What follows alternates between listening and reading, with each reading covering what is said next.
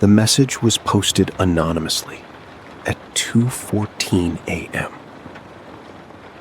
No username, no profile picture, no proof.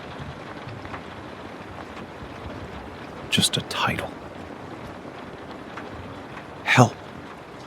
My parents did something to me 21 years ago. At first, people thought it was fake. But the deeper I read, the more disturbed I became. I'm 24 years old, but I'm only 3 feet tall. Not because of genetics. Not because of some rare disease. At least, that's what I thought my entire life. I have the body of a toddler. Children's clothes still fit me. Children's shoes. Children's furniture. Even my bedroom still looks like it belongs to a little girl. Pink walls. Disney princess posters. Stuffed animals lying neatly on shelves. My parents always said they were protecting me. Protecting me from bullying. Protecting me from cruel stares. Protecting me from the outside world. So they homeschooled me. And when I got older, they convinced me to finish college online instead of attending in person. I never questioned it much. I thought they loved me. I thought they cared. But now, I think they were hiding me. A few nights ago, after Thanksgiving dinner, my mom asked me to help find some silverware in the basement storage room. It took me forever to reach anything. When you're only 3 feet tall, everything feels built against you. While searching through old boxes, I noticed a wooden chest hidden behind a shelf. It looked old, expensive.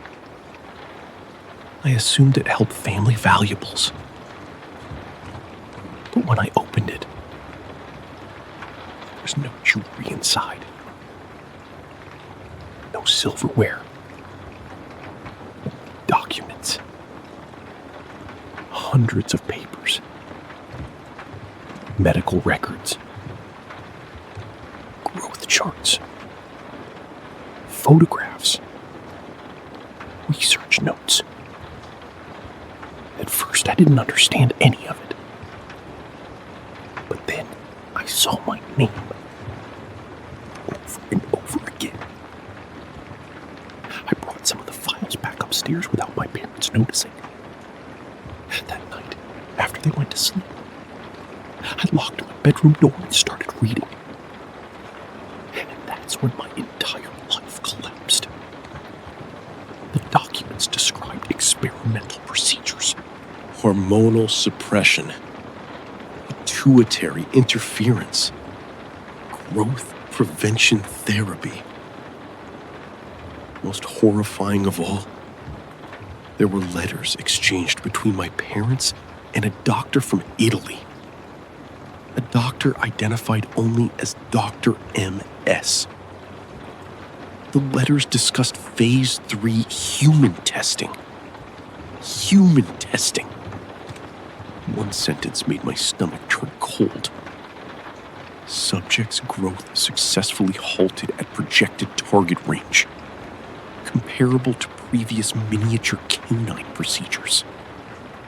Miniature canine procedures.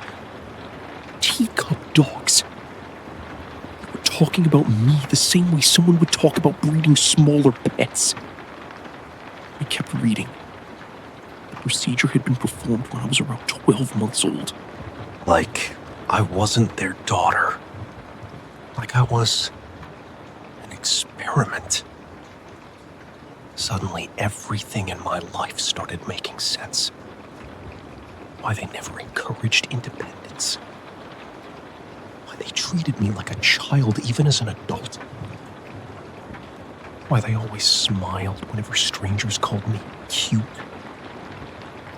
Why they never wanted me leaving the house alone. I realized something horrifying. They didn't regret what they had done. They liked it. I barely slept that night. Every sound outside my bedroom made me panic. Every creak in the hallway. Every footstep. I kept imagining them standing outside my door, wondering if I had discovered the truth. The next morning, my mother acted normal. Too normal. She made pancakes. She smiled at me, asked if I slept well. And for the first time in my life, I felt genuine fear around my own parents. I wanted to scream at them. I wanted answers. But another thought kept repeating in my head. If they were willing to experiment on their own child once, what else are they capable of doing? I've spent the last 24 hours pretending everything is normal. But tonight, I think I'm finally going to confront them. I don't know what's going to happen after that. I don't know if I'm safe. And honestly, I don't even know if I should post this. But if something happens to me after tonight, at least someone out there will finally know the truth. The post started with something so small. A Valentine's Day gift. That was it. A girl posted online asking if she was overreacting because her boyfriend's longtime female friend had given him chocolates and a handwritten card. At first, people actually understood her concern. I mean, yeah, most people would probably feel uncomfortable. But then, the details started coming out. And the entire situation became deeply unsettling.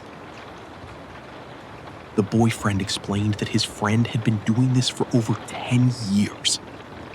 Not just for him, for everyone in her friend group. Every Valentine's Day.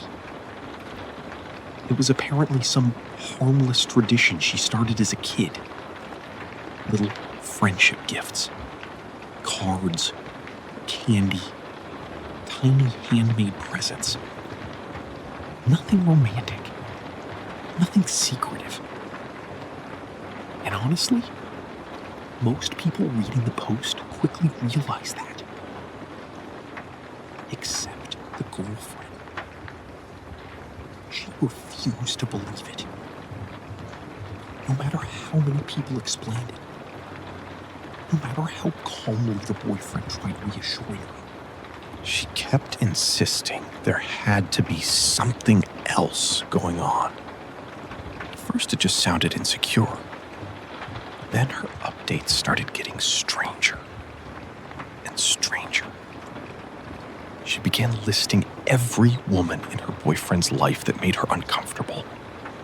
Co-workers, friends, old classmates, even random women he barely spoke to.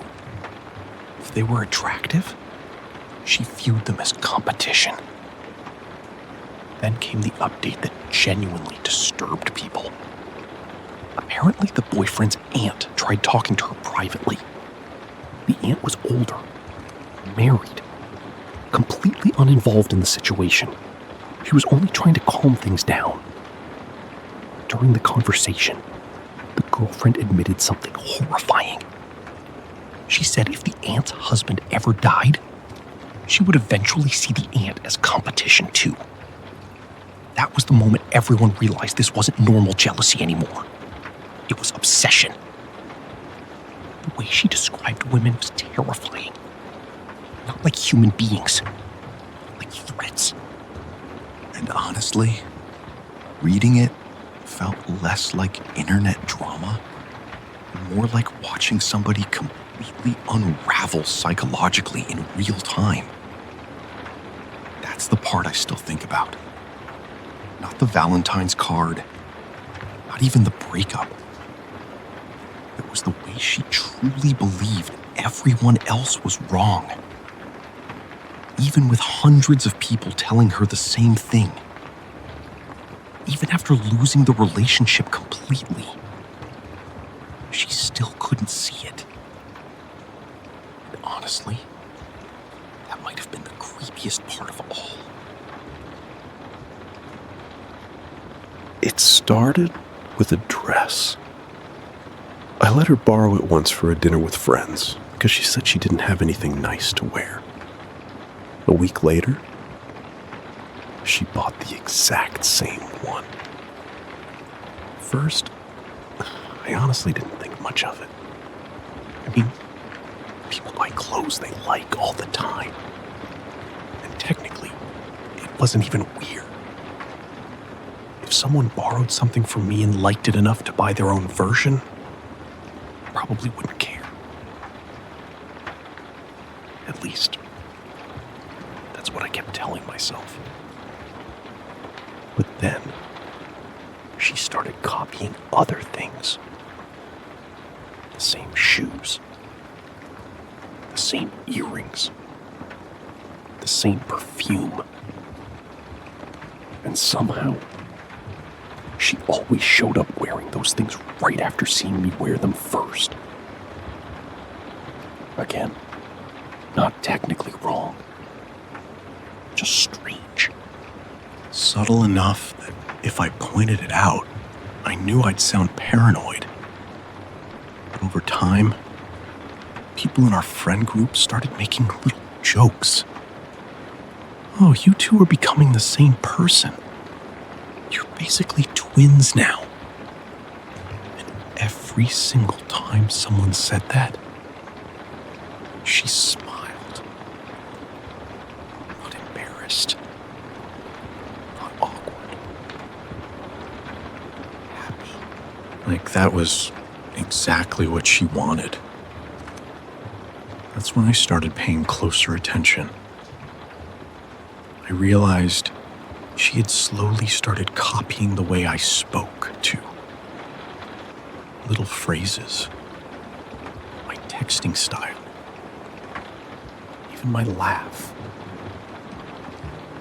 One night during dinner, she told a story using almost the exact wording I had used weeks earlier. Everyone laughed normally. I just sat there frozen. Because suddenly, I noticed how often this had been happening. Worst part, nobody else seemed uncomfortable.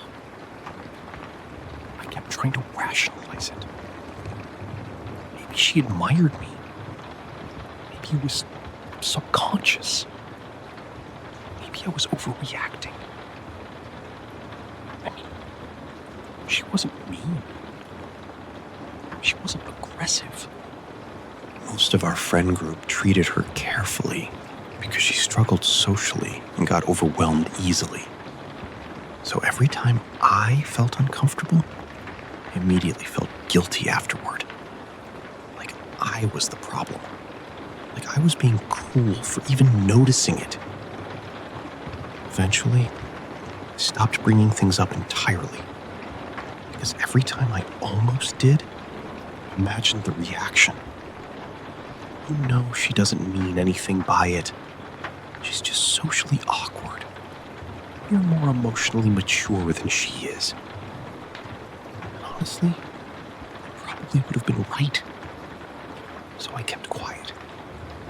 But copying kept getting worse.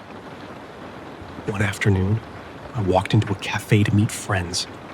And my stomach physically dropped. exactly like mine.